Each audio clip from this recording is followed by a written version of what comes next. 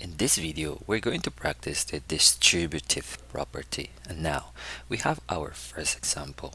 What is the distributive property? Well, you see the number that is outside, the number 5.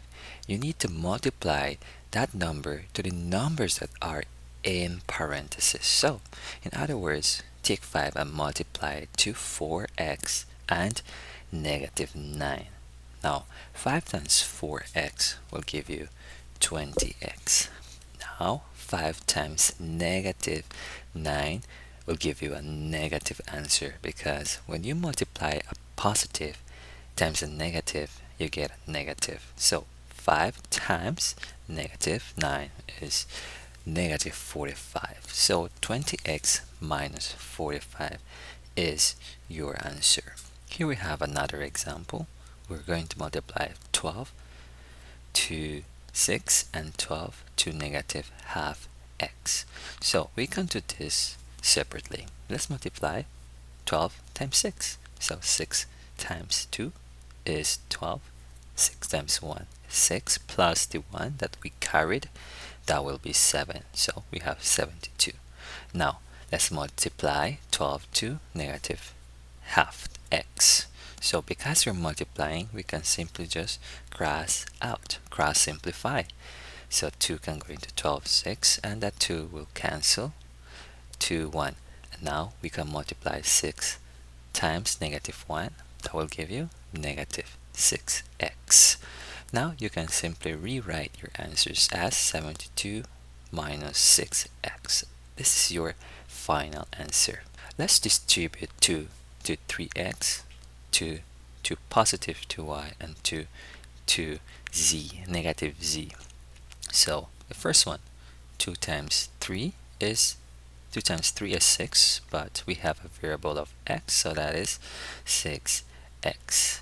Now 2 times 2y, 2 times 2y, 2 times 2 is 4, so that will be 4y. And now 2 times negative z.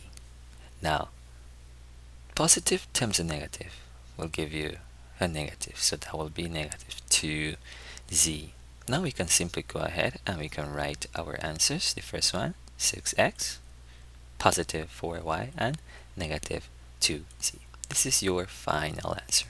Now let's try this other example. We have x minus 2 in parentheses, and we have y on the other side. Well, this is the same as y being distributed to x minus 2 in this way, so don't get confused.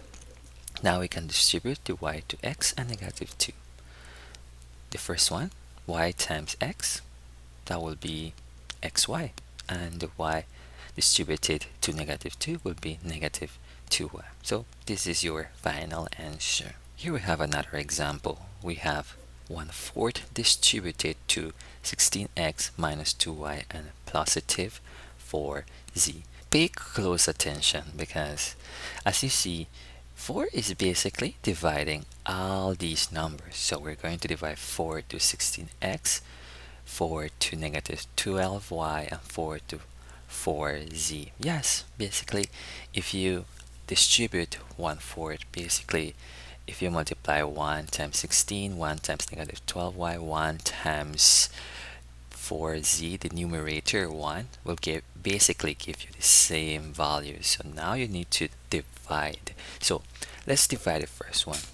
How many times does 4 goes into 16? That will be 4, so that will be 4x. Now how many times does 4 goes into negative 12? Again, if you're dividing or multiplying a positive and a negative, you always get a negative, so that will be negative 3y. And now 4 into 4 goes 1 time, so that will be only the value z. Now these will cancel out, and this will be your final answer, 4x minus 3y plus z. Here's another example. Let's distribute negative 2. So as you see, we have to be very careful because we have a negative sign. So it simply means that the values in the parentheses will just flip, because we have that negative there. So the first one will be negative 2 times 2 will give you negative 4, x to the second power. Then we will have negative 6x, because negative 2 times a positive 3 will give you a negative 6. And negative 2 times 1, positive 1, will be negative 2.